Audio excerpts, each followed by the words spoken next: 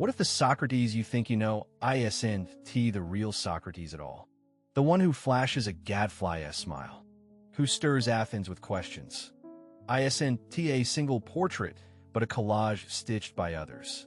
The myths cling like old dust on a marble statue. But beneath them lies a living question. What if the truth about him isn't a doctrine, but a practice? Socrates looms in our imagination as the father of philosophy, the man who turned inquiry into a way of life. Yet he left no notebooks, no syllabi, no famous quote wrapped in certainty. He spoke through others, and those voices were filtered, edited, even exaggerated to fit the needs of later ages. So debunking myths isn't vandalism. It's a return to a more careful listening, to hear what a man actually did when he pressed a question into a heart and waited for the tremor it caused. SFX. To the first myth to weigh down our minds is the claim that Socrates wrote nothing.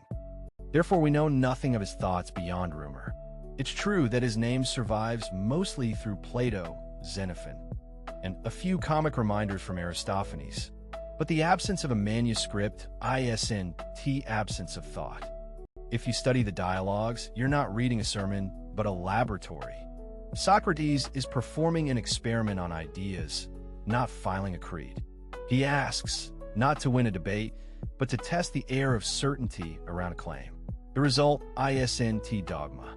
It is a method, an invitation to feel the weight of your own beliefs before you lay them down as truth.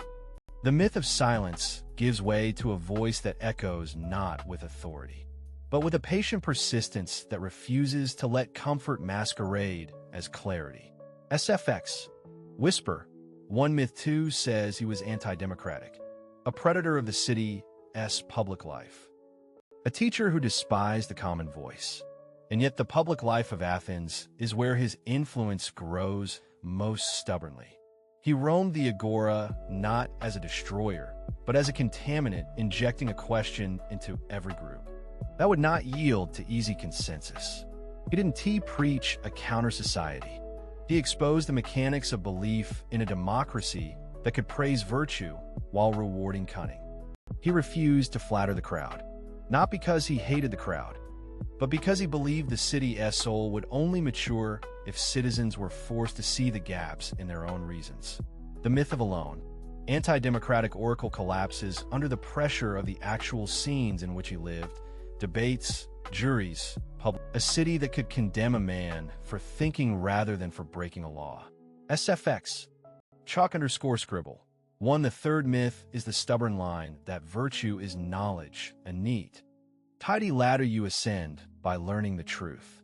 In many accounts, Socrates is pictured as a sage who can't be moved by appetite or habit because knowledge itself will steer the will toward right action.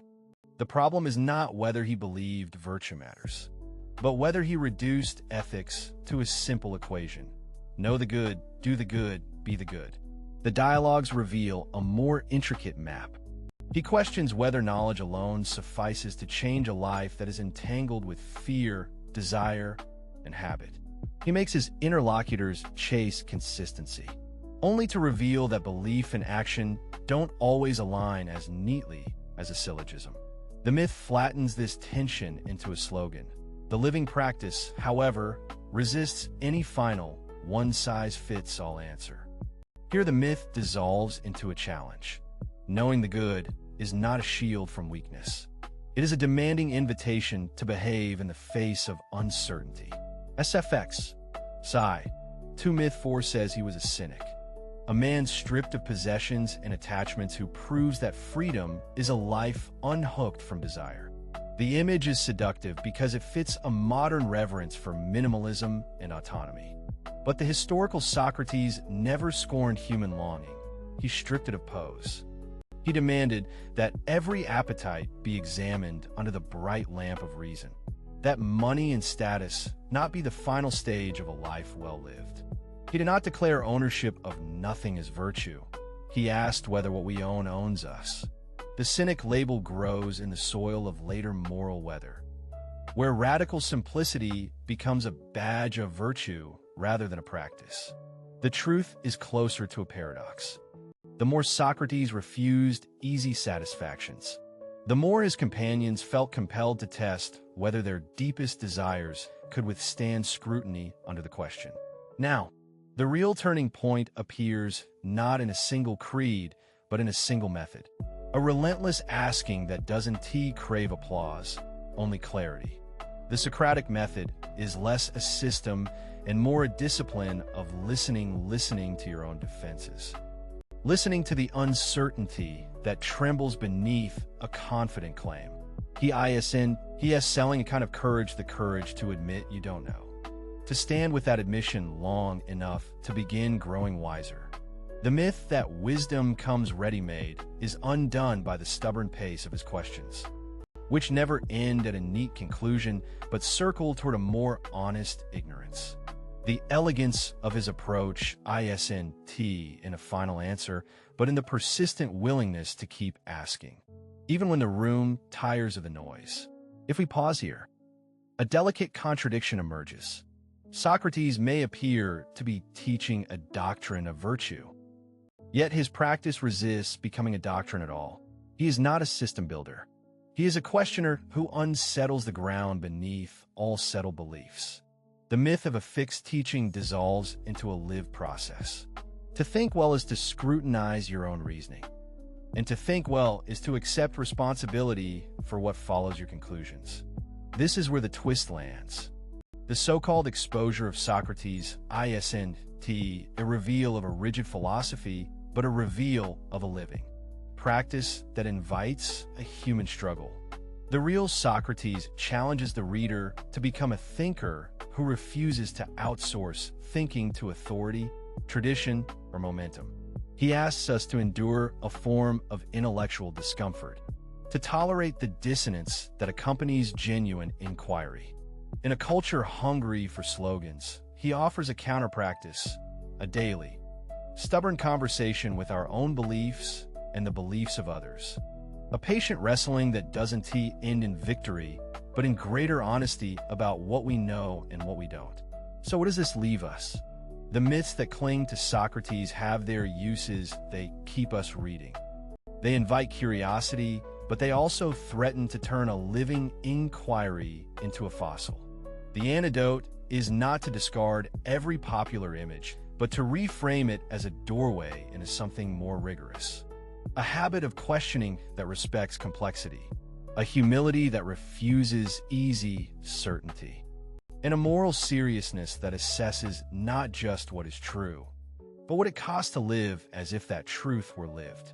If we want to honor Socrates, we should honor the discipline he embodies, to question with patience, to listen with care, to press until our own certainties tremble, and then to act with the restraint that knowledge alone does not guarantee. The philosopher's task isn't to hand us an unassailable creed, but to keep burning the lamp of inquiry in a crowded city where light and shadow play across every face. As you consider these myths, ask yourself what it would mean to carry a similar practice into your own life. Not to become a Socrates clone, but to become someone who refuses to settle for easy answers. Someone who trusts questions more than conclusions. Someone who believes that a better life begins when we expose our own reasoning to the risk of being wrong. In that risk lies a chance to grow, to choose, and to live with a clarity that no clever quotation can replace. SFX, softener scorecard. 3. The myth of a perfect portrait dissolves into a more human image. A thinker who chose difficulty over certainty. A teacher who insisted that the hardest path is the path you choose to walk, not the path you imitate. If Socrates is a mirror, then the reflection asks for something more from us than belief. It asks for courage, curiosity, and a readiness to be changed by the very questions we pose. Now, let us keep turning the pages of this ancient conversation. Not to worship a myth, but to meet a living call, to examine ourselves, to stay unsettled, and to pursue a wiser way of living through the stubborn beauty of questions. SFX, fade out _cord. 2. The question remains, crisp as a marble edge. What would you question today if you chose not to settle for the easiest answer? Let that living practice breathe in your day. Question softly when you take a side, and listen for the tremor of doubt behind certainty. The true gift, ISNT, a beacon from above, but a mirror within inviting you to revise, refine, and own what you admit you cannot know. In that quiet courage, Socrates remains asking, not commanding, the path to wisdom. Carry that question forward and let uncertainty grow. Let that living practice breathe in your day. Question softly when you take a side, and listen for the tremor of doubt behind certainty. The true gift, ISNT, a beacon from above, but a mirror within inviting you to revise, refine, and own what you admit you cannot know. In that quiet courage, Socrates remains asking, not commanding, the path to wisdom. Carry that question forward